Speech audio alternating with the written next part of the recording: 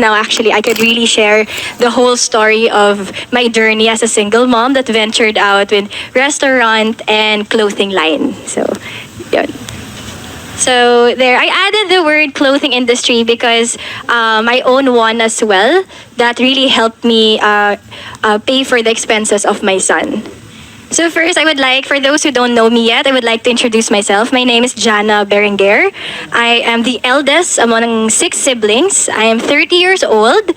I graduated BS Entrepreneurship in Thames International, but formerly known as Entrepreneur School of Asia. So I was a scholar there.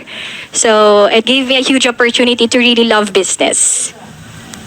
So that's my son, Alonzo. So I'm a single mom to this amazing son, Alonzo. He has cerebral palsy, extrapyramidal. So he had his recent tracheostomy last Feb 14. So that's where he breathes po. And then he also has a tube on his tummy, which is his tube fed. So that's our daily routine every day. So, what else? Oh, he, extrapyramidal, meaning po nun, he can't make movements first step. So like us, if we want to step forward, siya, gagalaw-galaw muna siya, tsaka lang siya pwede mag-step forward. But he still doesn't, he can't stand on his own, assisted, yes. He can already sit down. So that's the most recent photo with the stripes, yun yung most recent niya. But he can't walk yet. So hopefully one day he can.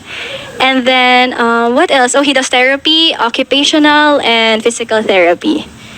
Also, so para lang maintindihan niyo yung kwento ko eh. So, si Zoe, also, since 2021, last week was his 20th confinement. So, we just got out of the hospital yesterday. So yes, he got discharged because of pneumonia and severe seizures, but he's fine. It's actually, I know it's hard to absorb, but for us kasi it's a normal thing na for us to be in the hospital every other month. So yun. So I have now Cocina and J+A, the label. So how did this all start? So I'm the CEO of Cocina Berenguer, which is a family business. So dati chef ako. Medyo in-overpower na ako ng nanay ko. So, dun ka na lang sa operations. But the cookies are still there. And then, J&A The Label naman is our clothing line, which I created wherein it could fit 3 months old all the way to 4XL. So that it's terno. So, sa mga tamad na nanay, kung tamad tayo umalis at we need a terno, that's what I really visioned of. So, there. Also, I'm a content creator or influencer, so I'm in all those socials. That's where I share my advocacies, my stories, and at the same time, this is also the way for me to help other kids with cerebral palsy as well. Yun. Thank you. Okay, so kwento ko muna sa inyo guys, my life before Alonzo. So my life before Alonzo was, I used to do Spartan races. I was a weightlifter. I had my own business as soon as I graduated college. So that was named Downtown Cookies. My first store was in Robinson's Magnolia. So that, as soon as I graduate, entrepreneur talaga yung gusto ko.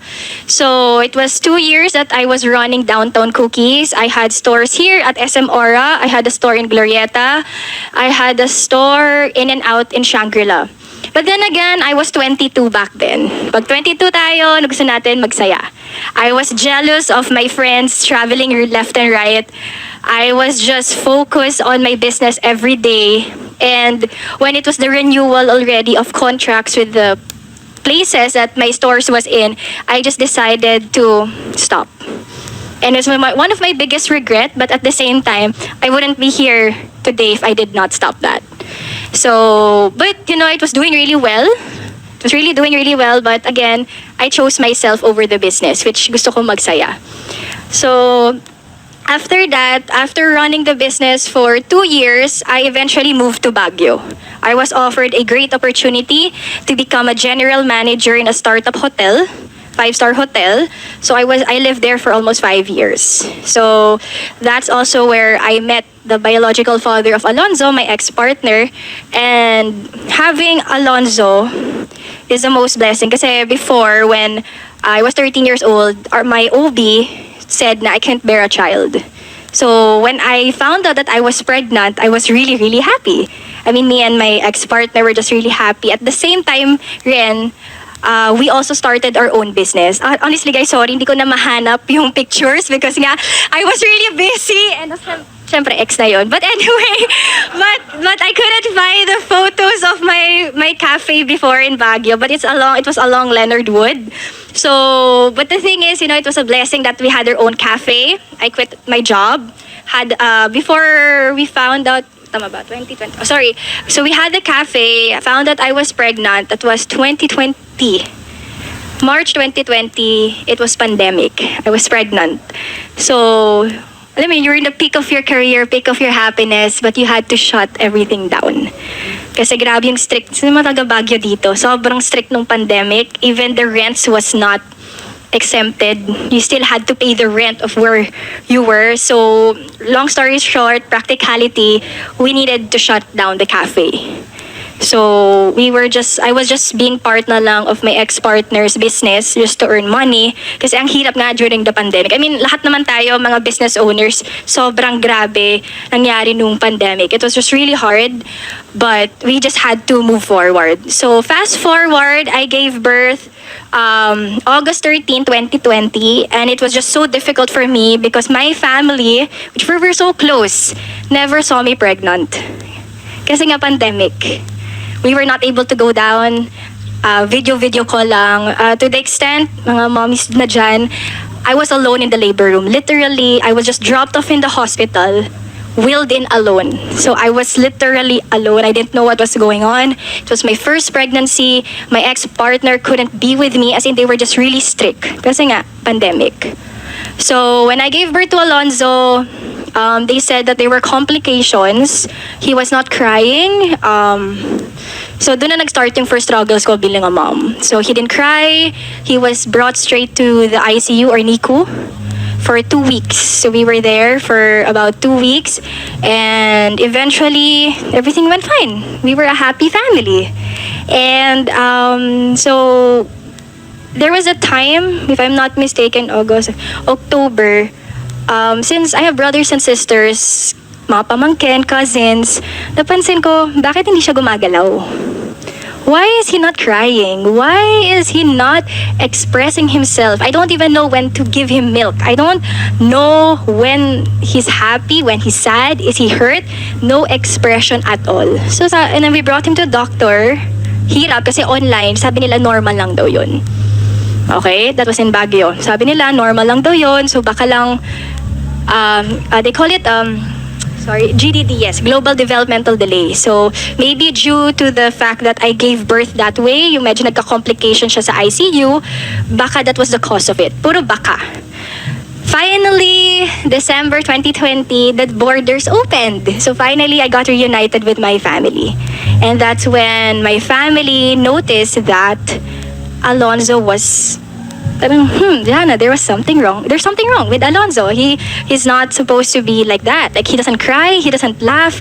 Kahit gulat nga, guys, to the extent even pain. Pain, as in pain, injections, he won't even cry. Lahat ng turok sa kanya, till today, he can't feel pain. As in, he can't feel pain. Ilang beses na siya sa nahulog sa bed, ngumingiti lang siya. So parang so to the extent I make him kurot. Sorry, but yeah, but to the extent na kinukurot ko siya just to see if he just goes like that. Not so hard naman, but just to feel the pain. Wala. Till today. So today medyo may onting ganun lang. Yung okay, may tumutusok sa akin, but it's not like a kid who will just randomly like cry really loud. So we decided to bring him already to the doctor here in Manila for MRI and EEG, and it came out that his whole frontal lobe was full of fluids. So the brain never grew. Okay, so that's when the start of the struggles came in as a couple. So we had no choice but to go back home because our business was running. So, and then that's when it started that us as a couple, hindi na kami naging okay because he couldn't accept Alonzo's condition. So right after celebrating Alonzo's, that's me and Alonzo. After celebrating Alonzo's birthday, that was August 13, 2021, we celebrated like, usual family. And then August 28, we were dropped off here by my ex and never got fetched back. So that started me being a single mom.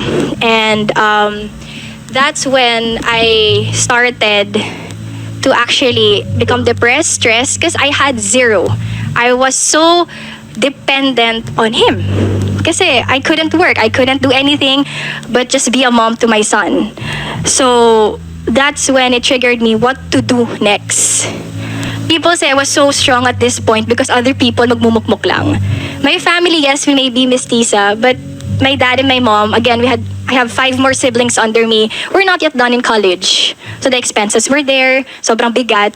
So my dad could only provide us a room, meaning a home to live. But all expenses of Alonzo was pressured on me.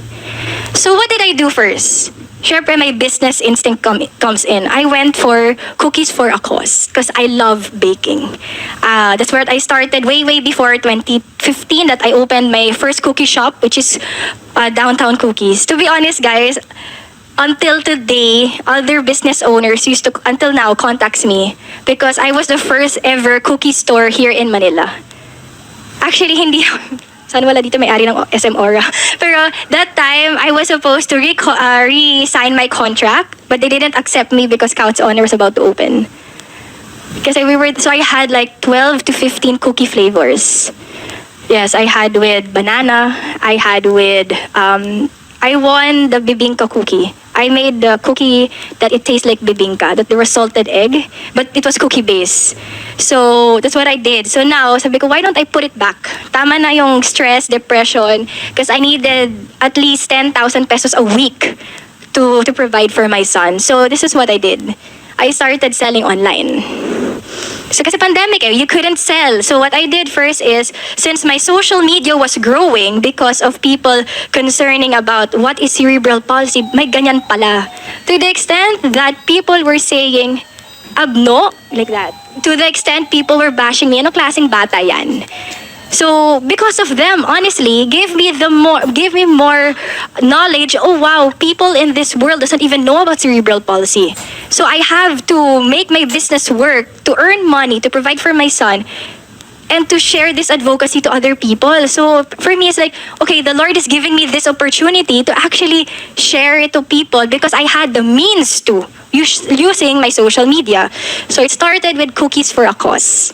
And people were just messaging me. And then here comes my mom. I don't know if you guys tried it na, yung adobo flakes ni mom. So it has pork, regular, chicken. Nag-promote no? It has 4 variants, chicken, pork, spicy, or regular. So first, she cooked it in the house. She cooked parang for dinner lang. And then here comes my sister. Can I give my husband? Okay. Here comes my other sister. Can I give my boyfriend's family? Okay. And my mom used to put it on the tub. Yung plastic disposable lang. I was just looking at it. Then sabi ko, uy, bayaran niyo si mama. Papamigay niyo yan. Siyempre, why? She's not selling it naman Then me and my dad looked at each other. Mom, why don't we put it in a bottle? Wala lang, yun naman yung the usual dinner talk. And that was actually our first sign na pala to start it. And if you guys are planning to start a business, mga those signs like that, always listen to yourself. Kung alam nyo, kaya nyo, just push it. Kasi kakayanin So what me and my dad did, we bought bottles sa Shopee. Iba nga, basag pa dumatay. But we tried it. And we placed it in the bottle. And then sabi ko, Mom, it works. Sige nga. But I couldn't put the video here, but fast forward, we had so much orders online. To the extent that my mom just shouts at me. Sabi ko, Mom, I have like 10, I don't know if it's here. Yeah, there, this one. There. So we started off like that lang. Ganyan lang yung post ko sa Facebook ko. And then that's our adobo flakes and that's my cookie bucket. So, dati, yung cookies ko was in a box. But naiirita ako because people would like to eat it a day after or 2 days after. So I thought of, what could I do to maintain the quality of my cookies? So I thought of a bucket of cookies. And then I named it a bucket of happiness. So every time, because why? 10% of all of my profits since the day I started it till today, I give 10% to CP Kids. So kahit walang-wala na ako minsan, I still put that aside na basta nandyan yan, if a kid or with a family with cerebral palsy goes near me and helps, I have that fund to help. So anyway, so sabi ko, why don't we make it a cookie in a bucket? No, it's too common. Be a bucket of happiness. So every time you eat these cookies, you'll feel happy. Yung parang mga pakilig-kilig na ganun. So that's how it started. And then, yun nga, nag-online selling na ako, which is that. I started lang po sa house. Okay, literally, kaaway ko lahat ng tao sa bahay. Why? From getting the sala, I got the dining. From getting the dining... From getting the dining, I got the whole lanai of the house. But despite all of this happening, Alonzo was in and out of the hospital. So basic accounting, even though we were earning millions that time, but imagine every hospital confinement of Zoe was 300,000 pesos. So for the year 2020, imagine every other month nasa hospital kami. So it was just there. We couldn't do anything about it but just to work. Kasi wala na tayong magagawa kasi we needed to provide. And then to the extent, there was that time na, Jana, wait lang, parang Cocina Berenguer is only growing because you need it for Zoe. So as a business owner, or rather entrepreneur, I had to shift that. Na you don't order because you want to order to help Zoe. You order kasi masarap siya. So there were times that I actually, I created an own TikTok account na for Cocina, own Facebook page, everything its own na. Kasi I wanted to grow, not because to help. Tapos na tayo dun na venture out ko na yung the business helping my son. But I want it now to grow as its own entity already, which I did. Which we opened the restaurant na. Ay, nasobran. Yan. So we opened the restaurant, and that's when we started doing bazaars. I don't know if you guys seen in Mercato, we have in Alabang, basta all over. And then now we opened the restaurant already. You could check us out, guys. Sorry, yan lang yung details na napasok ko sa PowerPoint. So yeah, so that's Cocina Berenguer. And now going to J&A. So while this all was going before the restaurant, I had to think of a product wherein hindi nasisira. Hindi perishable. Yung napapadala ko all the way to Mindanao, mapapadala ko all the way to the tip of Luzon. And I started with J+A merch. May face si Alonzo. So sorry, wala again pictures, but you guys could just check it out. We started with tumblers. My sister's a digital artist, so she was making the parang face silhouette of Alonzo. We started with tumblers. Then we started with tote bags. We went to bucket caps, plain shirts.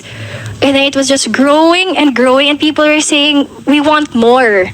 But the thing is, tapos na yung fad Tapos na yung, okay na, nabenta ko na to, nabayaran ko na But people were asking for more. So it means that the business is actually feasible. So I sat down with my sister and said, we have to do something about it because the opportunity is there.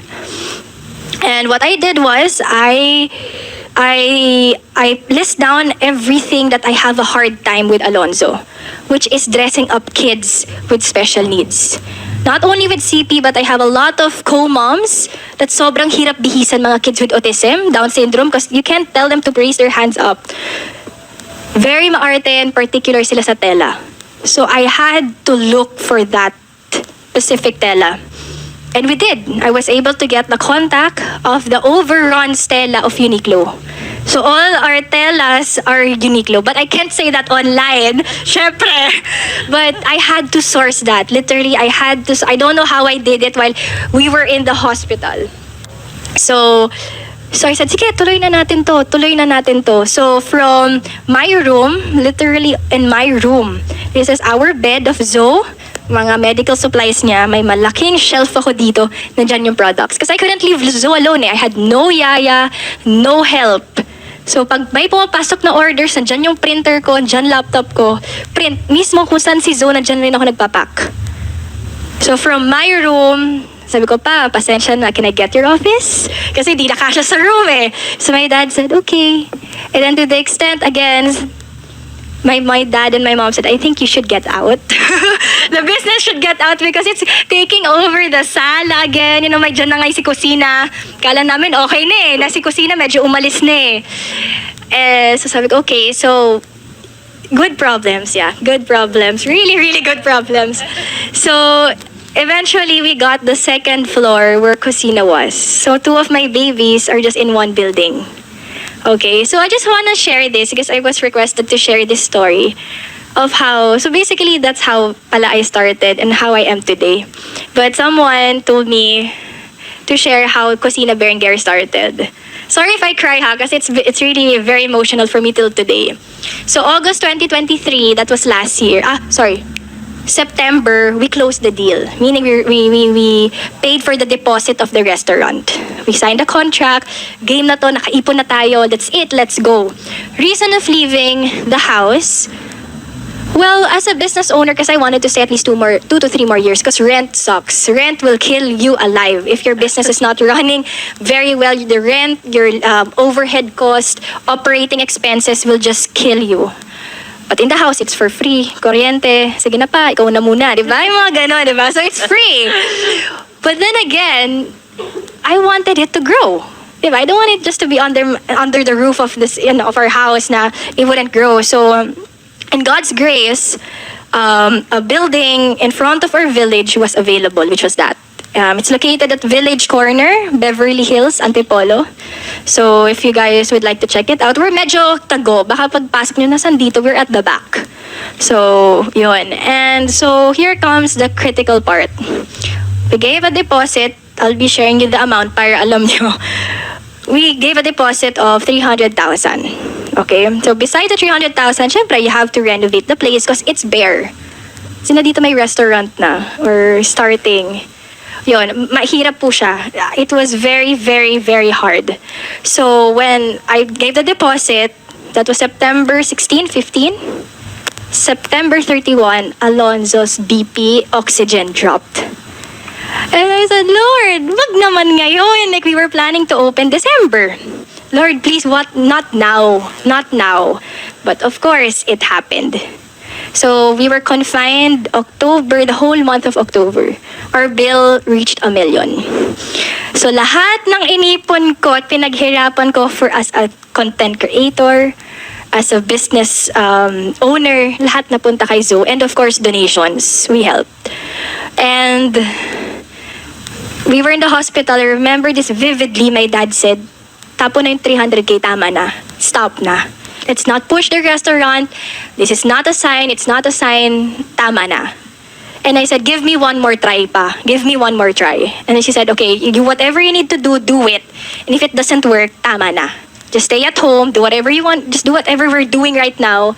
Make ipon again. Because for sure, Alonzo will go back to the hospital. It just doesn't seem right, feasible to open a restaurant. Okay, kinapalan ko mukha ko. I went to a bank. And I showed literally everything. I'm this person, this is my son, blah, blah, blah, blah, I want to do this. I need 500,000 pesos right now. Please loan me. Can I apply for a credit card? And then can you put it to credit to cash? Kasi para mas mababa yung interest. I just need money right now. And then they said, we will get this application of yours, but we're not sure because of your background. Wala kang, credit line, di ba? Yung credit, tapos parang basta wala talaga. So sabi ko, okay, bahala na, but at least I tried. Went to the government, PCSO, lahat, basta kapal na mukha talaga, just to get this done. And all they said, Beverly Hills, di ba pang mayaman yun? And sabi ko, sir, we've been living there for 30 years. Gubat pa yon nung nagsimula. That was our property of my great-great-grandmother pa. So, syempre, that time, magkano lang naman yun. Pero mestiza ka po, di ba? So, I was judged by that. And then, so, ako, okay, barangay pa lang, declined na. So, but okay, how do I do this? I was penniless, guys. As in, back to zero for what I was August 2021. I was that last year.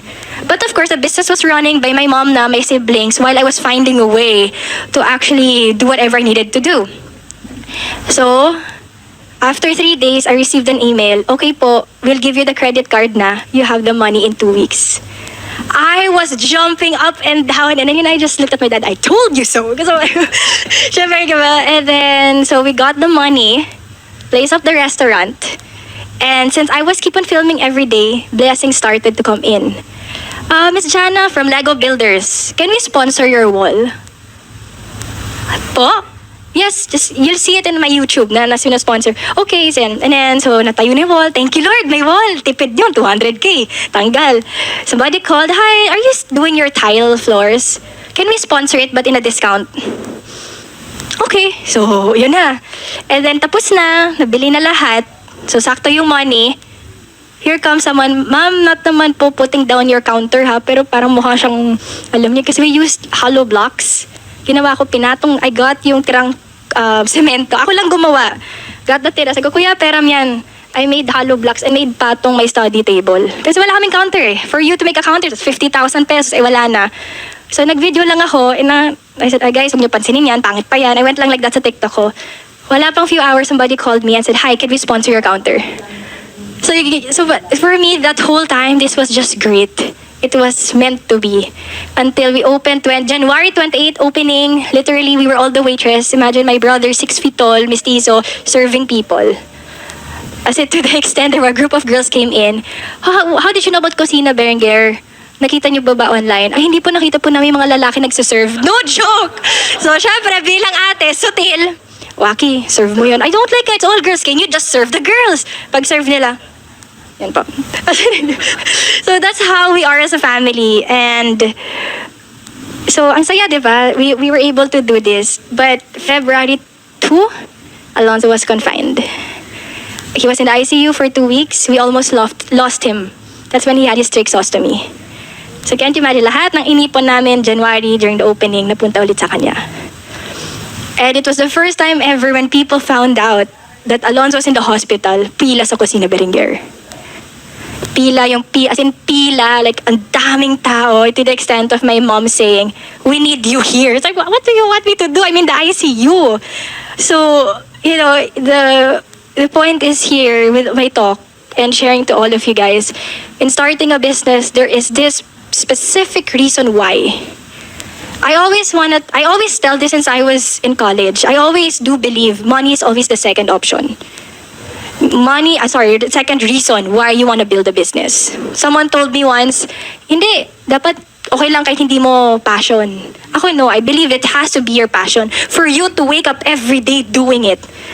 Because if you don't do something you like or love, you will give up eventually. And that's with me.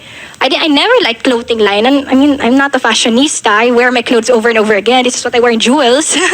So I don't shop. I don't buy because that's how I'm very practical. I don't go shopping. But for me, it's something to help other people. And with my businesses that grew, now it has its own intent. Parang hindi na siya yung, ito po ba kay Miss Jana?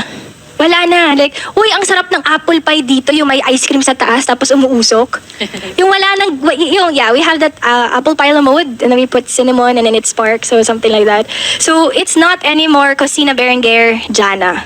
Or Jana is Cocina Berenguer. Now, it's Cocina Berenguer, and now I'm on my own, Mommy Jana. And yeah, so with all of this happening, I'm also glad that the Lord gave me these businesses to also help other people. So 10% of all what I earn as profit goes to CP Kids. What will happen nga tomorrow, kaya I'm so sad, I won't be here tomorrow to watch other talks because it's CP Day. So we are 5 in the foundation head that we invited 120 kids with cerebral palsy tomorrow to give milk to help the parents. And I'm building up my own now foundation every week to help kids with cerebral palsy, lalo na po yung may mga trach tsaka mga tube fed, because I get supplies from that in Dubai that wala dito sa Philippines. So yun, if you would like to help, guys, all you need to do is just go to my socials, and if you're interested to help other kids, wag na ako but the other kids, that would be great. So yun, guys, hope you like my story. Okay, so I'm starting a restaurant. I'm opening it this year. So for context, I graduated college this year also. Congratulations. So, you know, as a 24-year-old who's, you know, starting a restaurant business, what are the tips in like starting? Because like honestly, it's so hard. Especially if like this is my passion. Like I really love cooking ever since I was small. So like, you know, I really wanted to push this as an adult. So like, what are your tips to like navigate into starting up a restaurant business? First is you have to have the confidence. And do not get distracted because I was. So you just have to go through your path. Don't be distracted by your friends because people would judge you. Like, bata-bata mo pa, ang daming pwedeng gawin dyan. Why are you doing this? People don't understand that why do you have to work 24/7? Why are you so stressed every day? So you could start is knowing what you really love, which is cooking. And then from there, what are your weaknesses? Example, your weaknesses is, let's say, accounting, operations. Don't think twice. Learn about it, but ask for help. Because it will just eat you alive.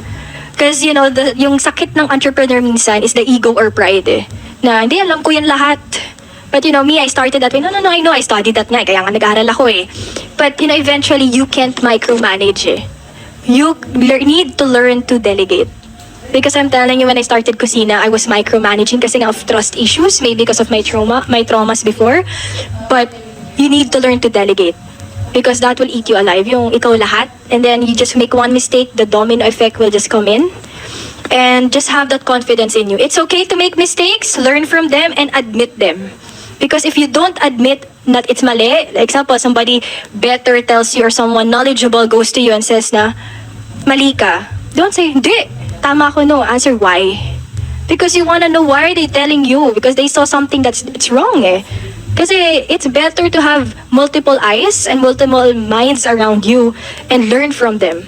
Like simply, kanina I was just talking to several business owners. Oh nga no, di ko naisip yun ha. But you think you're successful, which is good. Because you need to have that confidence in you na I'm successful. But don't stop there. Don't get off your feet na, ang yabang ko may restaurant. No, restaurant business, the ROI will come back in years. So wag ka madismaya na this year I'm lost ako. No, don't. Keep on going. As long as there's a customer every day eating your food at bumabalik sila, it means you're doing a great job. But if walang bumabalik at hindi tumatagal at walang, hindi naman tumasarap, then there's something wrong. But always accept criticisms because that would make you right. That will correct you eh. Yun lang. I hope I answered your question. Jan, hello? Hi. Mic test? So my question is more about spirituality and building intimate relationship with God. Yes. And alam ko naman, as your story kanina, you've gone through so much pain, isolation, and also so much responsibilities, correct? Yes. So how did you develop this kind of parang lakas ng loob to have faith in Him and just keep on going? Like, how did you develop a trust with Him na, okay, I know you're doing this for a reason, and I trust you. Paano? Because he gave Alonso to me. Because he gave Alonso to me. And as a kid, that's why I also tell other parents who has kids, really, mga toddler, pag makulit, pabayaan nyo na. I mean, you teach them how to discipline themselves, diba? But at the end of the day, realize, my son can't walk. My son never said mama to me. So, for me is you have to always, that's why I always tell moms out there, not nagging them, not telling them that you're not a good parent. Of course, it's your kid, your rule.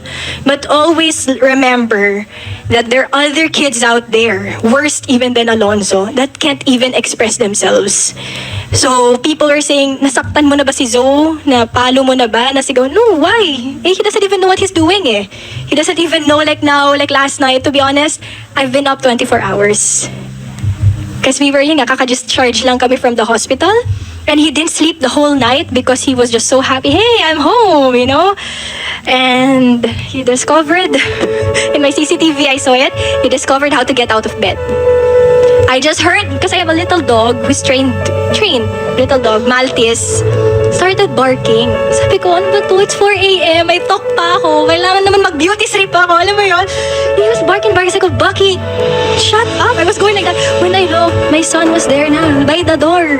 So I talaga sabi ko, oh my God, how did you get there? Like, so yun. So those things, little things do matter to me. And every time people say, why are you strong? Why do you smile? Why am I here today?